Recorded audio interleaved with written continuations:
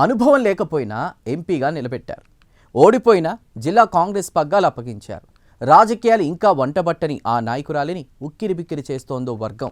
DCC అధ్యక్షురాలిని మార్చాలని ఓ వర్గం నేతలు గాంధీ భవన్ ముందు ఆందోళనకు దిగడానికి అసలు కారణం ఏంటి? ఆ మహిళా నాయకురాలిని ఏకాకిని చేయాలనే కుట్ర జరుగుతోందా? అందుకే కావాలనే టార్గెట్ చేస్తున్నారు. లేదంటే వచ్చే అసెంబ్లీ ఎన్నికల్లో సీటు కోసం ఇప్పుడే కర్చీఫ్ వేసుకుంటున్నారు. ఆ జిల్లా హస్తం పార్టీలో అసలేం జరుగుతోంది?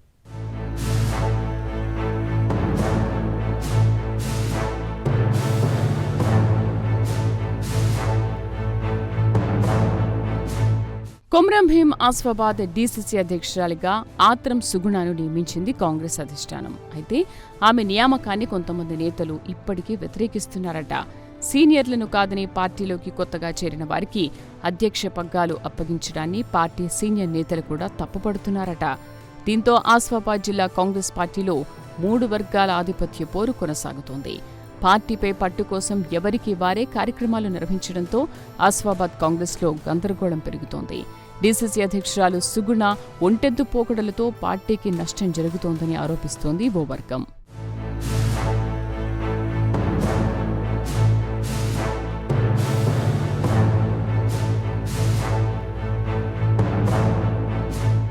ఆసిఫాబాద్ జిల్లా కాంగ్రెస్లో డీసీసీ మాజీ అధ్యక్షుడు విశ్వప్రసాద్, ఆసిఫాబాద్ నియోజకవర్గ ఇన్ఛార్జ్ శ్యామ్ నాయక్, డీసీసీ అధ్యక్షురాలు ఆత్రం సుగుణ వర్గాల మధ్య ఆధిపత్య పోరుతో 3 ముక్కలా నడుస్తోంది.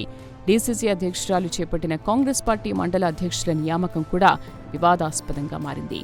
పార్టీలో సీనియర్లను కాదని కొత్తవారికి మండల అధ్యక్ష పదవులు కట్టబెట్టడం పార్టీలో రచ్చరేపుతోంది. పార్టీ కోసం కష్టపడ్డ వారికి కాకుండా కొత్తగా చేరిన వారికి పదవులు ఇవ్వడాన్ని మరో వర్గం నేతలు తీవ్రంగా వ్యతిరేకిస్తున్నారు. విషయాన్ని వారు ఇప్పటికే పార్టీ అధిష్టానం దృష్టికి తీసుకెళ్లారని సమాచారం. డీసీసీ అధ్యక్షురాలుగా సుగుణ నియామకం తర్వాత ఆసిఫాబాద్ కాంగ్రెస్ పార్టీలో వర్గపోరు పెరిగిపోయిందని సీనియర్లు ఓపెన్గానే చెబుతున్నారు.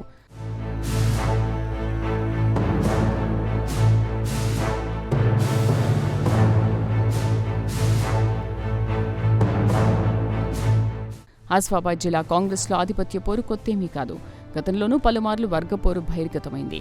స్థానిక నాయకత్వం, స్థానిక ఎన్నికల సీట్ల కేటాయింపు, నిధుల విషయంలో నేతల మధ్య విభేదాలు బయటపడ్డాయి. పార్టీ సమావేశంలో ఏకంగా రాష్ట్ర నాయకుల ముందే 2 వర్గాలు కుర్చీలు విసురుకుని బాహాబాహికి దిగాయి. గ్రామ పంచాయతీ, మున్సిపల్ ఎన్నికల్లోనూ టికెట్ ఆశించి భంగపడ్డవారు రెబెల్స్గా పోటీ చేయడం పార్టీ అభ్యర్థుల ఓటమికి కారణమైంది. పార్టీ అధికారంలోకి వచ్చిన తర్వాత నామినేటెడ్ పోస్టుల కేటాయింపుల్లో కష్టపడ్డ వారికి న్యాయం జరగడం లేదనే అసంతృప్తి క్యాడర్లో అంతకంతకు పెరుగుతోంది. ప్రస్తుతం ఆసిఫాబాద్ కాంగ్రెస్ పార్టీ వర్గపోరు మొత్తం డీసీసీ పీఠం చుట్టూనే తిరుగుతోందట. వ్యతిరేక వర్గం నేతలు డీసీసీ అధ్యక్షురాలు ఆత్రం సుగుణ నాన్ లోకల్ అంటూ ఆమెను వెంటనే డీసీసీ అధ్యక్ష పదవి నుంచి తప్పించాలని గాంధీ భవన్కు వెళ్లి ఆందోళన చేపట్టడం కాంగ్రెస్ పార్టీలో తీవ్ర చర్చకు దారితీసింది.